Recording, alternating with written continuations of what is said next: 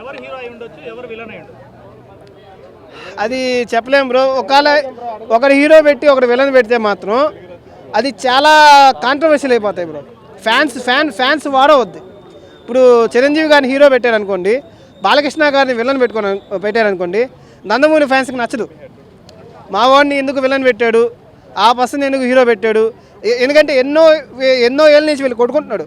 ఆ mega fan Chiranjeevi అని ఒకళ్ళు, ఆ మా బాలయ్య అని ఒకళ్ళు. కాబట్టి అస్సలు ఒప్పుకోరు ఫ్యాన్స్. ఇద్దరిలో బాలకృష్ణ విలన్ పెట్టినా, లేదంటే చిరంజీవి విలన్ పెట్టినా ఒప్పుకోరండి. మెగా ఫ్యాన్స్ ఒప్పుకోడు. సో ఇద్దరు ఎవరు విలన్ పెట్టినా ఒప్పుకోడు. అది పెద్ద ఫ్యాన్స్ వాడవద్ది. మా వాడినే విలన్ పెట్టాడా, మా వాడినే విలన్ పెట్టాడని. ఇప్పుడు ఆర్ఆర్ఆర్లో ఉన్నారు కదండి, ఆర్ఆర్ఆర్ రామ్ చరణ్ ఎన్టీఆర్ చేశాడు, రాజమౌళి గారు చేశాడు. దాంట్లో ఎన్టీఆర్ క్యారెక్టర్ కొంచెం తక్కువైన అయినట్టు అనిపించింది. రామ్ చరణ్ కొంచెం ఎక్కువ మెయిన్ హీరోలాగా అనిపించాడు, ఎన్టీఆర్ సైడ్ హీరోలాగా అనిపించాడు. సో దానికే మెగా ఫ్యాన్స్ ఒప్పుకోలేదండి. దానికే నందమూరి ఫ్యాన్స్ ఒప్పుకోలేదండి. మెగా ఫ్యాన్స్ని ఎక్కువ రామ్ చరణ్ ఏమో హైప్ ఇచ్చాడు అన్నగా, బాగా తెలివైన వాళ్ళలాగా, మా వాడిని మాత్రం తక్కువ చేశాడని ఎక్కువ మంది ఒప్పుకోలేదు. సో దానిలాగా ఇది కూడా పెద్ద ఫ్యాన్ వార్ అయ్యే ఛాన్స్ ఉంది. విలన్ పెట్టి ఒక హీరో పెడితే మాత్రం.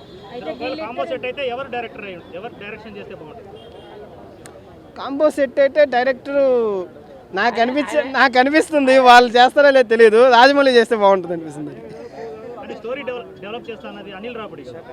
అనిల్ రావిపూడి గారు చేసినా బాగుంటుంది. కానీ అనిల్ రావిపూడి గారు ఏంటంటే ఆయన ఎక్కువ కామెడీ ఉంటుంది. మీరు F2 చూడండి, ఏదైనా చూడండి, ఆయన ఎక్కువ కామెడీ మీద వెళ్తుంది అనిల్ రావిపూడి గారు. కామెడీ కొంచెం చిరంజీవి గారికి సెట్ అవుద్ది, కానీ బాలకృష్ణ గారికి కొంచెం సెట్ కాదు. ఎందుకంటే ఆయన ఎక్కువ మాస్ ఎలివేషన్ ఉన్న హీరో కదా. కాబట్టి అనిల్ రావిపూడి గారు కొంచెం సెట్ కాదు అనిపిస్తుంది. ఎందుకంటే కామెడీ బాలకృష్ణ గారికి సెట్ కాదు. నందమూరి ఫ్యాన్స్ సెట్ అవుతాడు. దీంట్లో బాలకృష్ణ గారిని ఎందుకు తీసుకున్నాడు అని చిరంజీవి గారికి సెట్ అవుతుంది.